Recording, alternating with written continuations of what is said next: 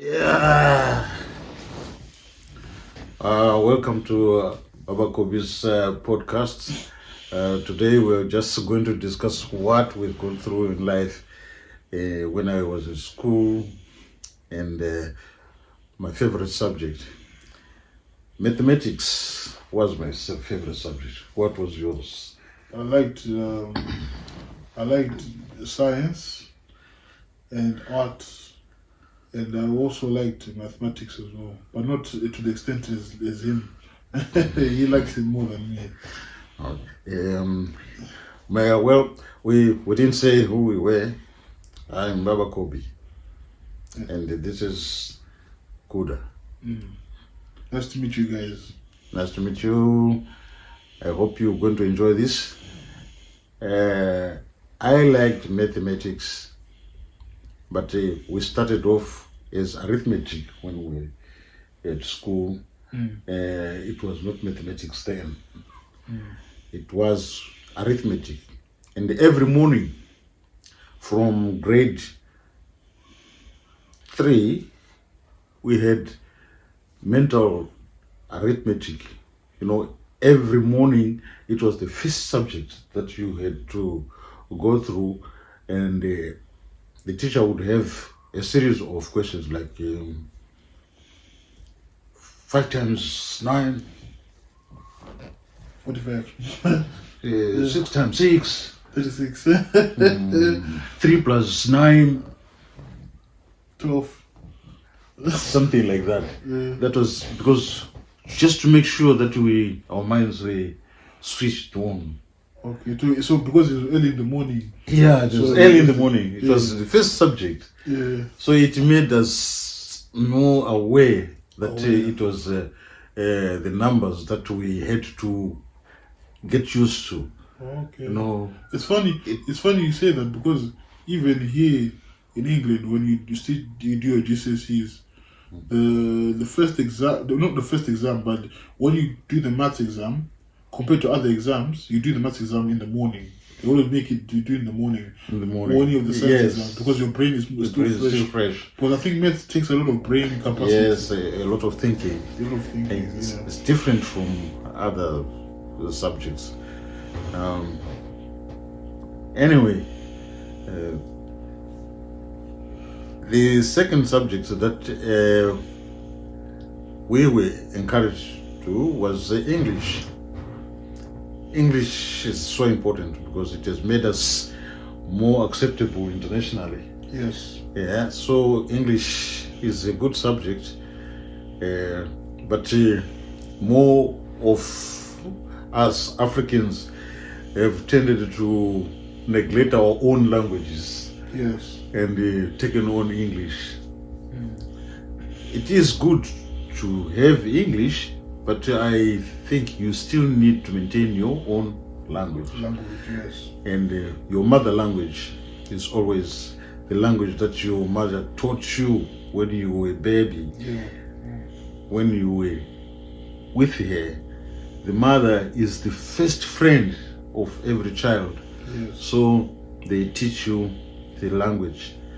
So it is important that every child must have a mother language. But of late, we see mothers not teaching their children the languages, and because they've gone into foreign countries, they now value more of English than their own languages. Anyway, the main issue is that English is an important subject. It has made us possible to communicate worldwide. Yes. Wherever you go, you always find someone speaking English. Yeah. Like when I went to Spain, there was a time where I had a lot of people. Like there was times when I went on a school trip when I did marketing teaching degree. There was when I went to Spain, I was like, how am I going to communicate? But I was always finding someone that would speak English. Some of the shopkeepers, they spoke English as well. So yeah, it was one of those things. Yes, the first time even when I went to France, I could not speak French, not a word. But when I I tried to speak English, at least they could understand me. Yeah. They could understand what I wanted to say, but show even with some signs, but people would understand. Yeah. So English is very important, but I think Africans have got to make their own languages more important and maybe encourage themselves to be recognized as international languages as well, so that they are understood, not to expect English to be their only language. You see, the Japanese can come here, most of them don't understand English. Yeah. And some Indians are better because they're former British colonies, so they most of them understand English. Yes. But originally they did not have English, but they have got their mother language. They speak Indian. So it is important that we learn English. And the way we were taught at school English, we were encouraged to speak English when we were in the school grounds, on the school grounds. We were encouraged to speak English all the time. Yes. Yes. But some of our students, some of us had very difficulty in understanding English, that they spent almost the whole day without saying a word. You saying a word? Yes. Wow. It was very funny, but it happened. Some would spend the whole day at school without saying a word, because you see, there were prefects at school, and if you were caught speaking any other language that was not English, the prefect would note your name down and you get punished. Oh, really? Yes, that was the issue. So that was a way to encourage us to learn English. Okay. Yes. And our English reader was more of England. I knew so much about England without even coming here. When I came here, I was actually experiencing the things that I learned from the English books that I read. Yeah. I knew that the children go to school at 9, and that every child has to go to school. It's unlike in Africa, where you might find children not going to school. Mm-hmm. Yes, because some cannot afford the fees, or some schools are too far, or something. There's so many ways, or so many causes that have deprived some of the African children from going to school. But English was one subject that I mastered at school. The way I spoke, I was surprised that when I was speaking to one Englishman here, my accent was not good. He could not understand some of the words that I pronounced in a way that I was taught. When you first speak to an English person, they cannot understand you. Yeah. So sometimes you have to repeat until they get to guess what you're trying to say. And then you say, yes, that's start. And then, because you see, the pronunciation is difficult. Our African languages have got what we call, they are spoken as they are written. Yes. Yes.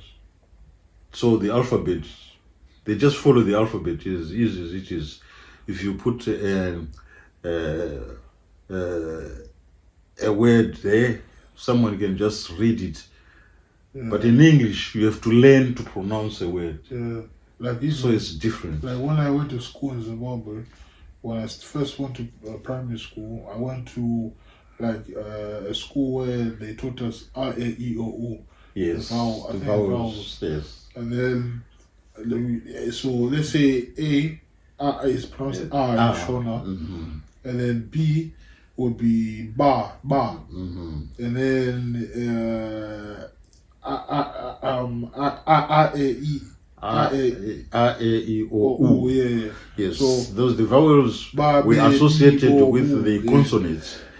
The consonant plus a vowel, they make a sound, which is standard.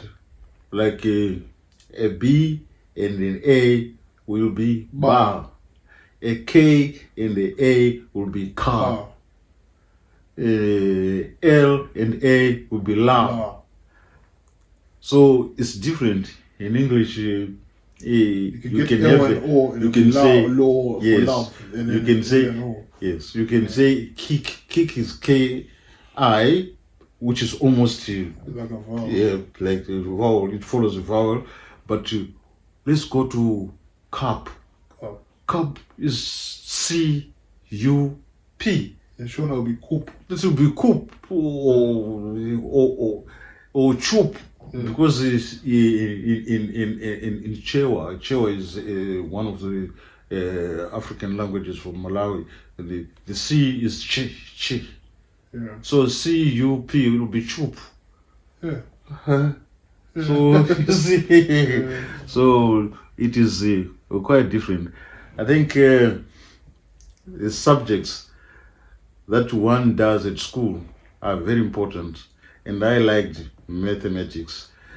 I don't know why. Maybe it's because we were taught this arithmetic early in the morning, but arithmetic turned into mathematics later, because arithmetic was just a matter of addition and subtraction and multiplication.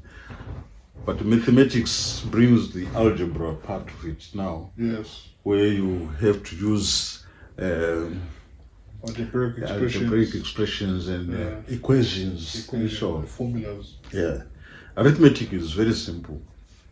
It's just mostly addition, subtraction, multiplication, and division.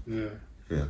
But when you go to mathematics, it becomes more demanding, because you have to find a way to solve an equation.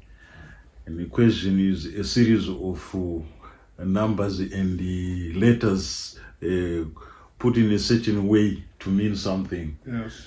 But you have to learn what it means. Yeah. So, what do you think? Yeah, like in mathematics, there's a lot of things where, like, let's say at GCSE level, you learn some of the basics, then it goes up, and then you start to learn more things. Like if you do A-level mathematics, you start to learn about formulas and how to simplify a formula, transposing a formula or an equation, or transposing or changing the subject, or doing substitution in equations and things like that.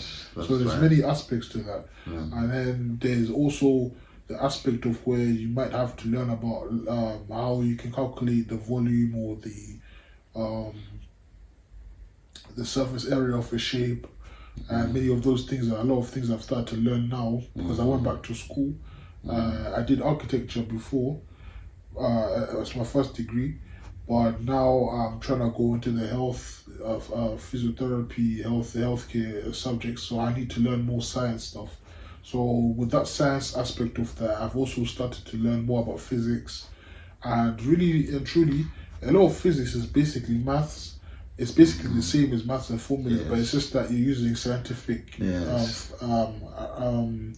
scientific words to basically explain or solve formulas. Let's say if you're talking about simple harmonic motion or Newton's laws, you learn those things to understand how forces work and how motion works, linear motion, circular motion, and velocity and acceleration, and all those things.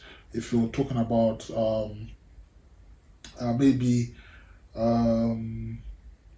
lot of the physics and stuff like that. There's a lot of mathematics in it.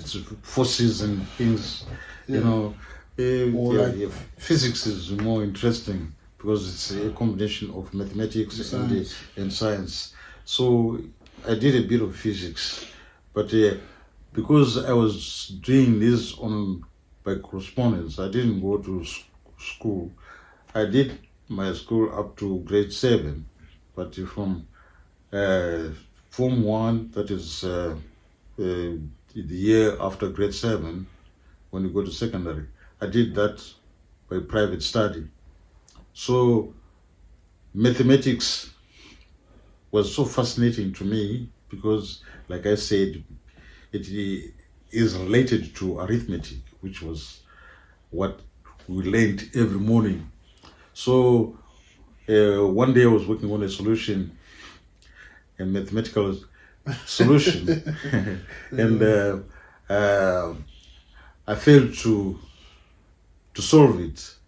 And then I went to watch a film at our local beer hall. They used to show some films on Sundays. It was a Sunday. Basically like a cinema. Yeah, it's like a cinema. Yeah. So I went there with my chair, because it is just shown, there's just a screen there and you have to find yourself a seat. So I had to take my folding chair. I went there and watched the cinema, but my mind was still back on the solution to that. And I found myself difficult to really watch what I was reading. I was still thinking about how to solve the solution, but it all came to me there, and I just realized that I could solve that.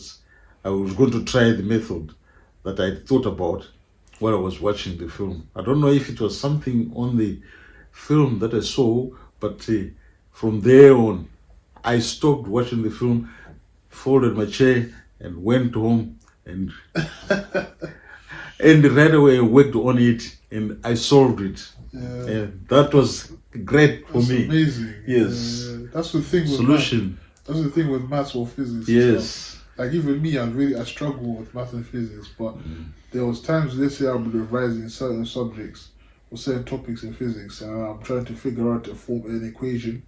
Or there's one time I was doing, I think it was called the moments in physics. I was trying to solve an equation in that thing, in one of the questions, and it took me a while. But then when I went to the shower, and while I was in the shower, I came up, I understood how it worked, and I was like, wow! So I was so happy. I went back and I figured it out, and I was like, oh, so this is why it means this. Why this means this? Why this means this? So it's very interesting. It's very interesting. It's very funny, but that is how things work out sometimes. Yeah. But I think for now we're going to stop here because it is a fascinating subject about talking about school subjects. I think we'll discuss it in our later For episode. For now, I think we'll stop here. Thank you for watching. Bye for now. We're drinking Mazoe. Drinking Mazoe. Mazoe is popular in Zimbabwe. This is my favorite drink. Yeah. Thank you for watching. Thank you for watching. I'm BabaCobby. Okay. And I'm Kuda, and I'm also KD Visceral Designs. KD_Visceral_Designs. Follow me on Instagram, and subscribe to my channel on YouTube. I do art, so I hope you like that stuff. So there you are. Bye for now. Bye for now.